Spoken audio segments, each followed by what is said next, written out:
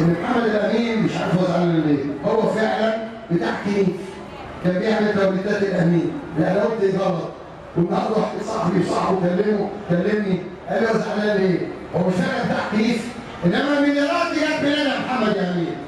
واخبار قضيتك اللي في كسب غير مشروع يا محمد يا امين؟ عايزين نعرف يا دوله محمد الامين عنده قضيه كسب غير مشروع، في كسب غير مشروع تم فيها ايه؟ الاعلام المصري لا ينساق ورا الفاسدين، الاعلام المصري اعلام محترم، هو الاعلام اللي عمل 30 يونيو، هو مين اللي خلى الناس تنزل؟ بس عايز اسال محمد الامين، هو حضرتك برضه مش اللي كنت جاي باسم يوسف يشمل جيش مصر؟ مش حضرتك؟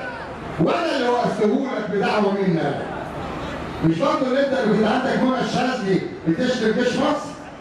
مش انت برضه كان عندك بينا اسمها عبد الرحمن؟ مش انت اللي عندك دلوقتي ابله فريده اللي هي برضه باسم اللي هو طلع على اسمه خالد منصور اللي كان بيطلع بدور واحده ست مع باسم، هو فريده اللي مش بلده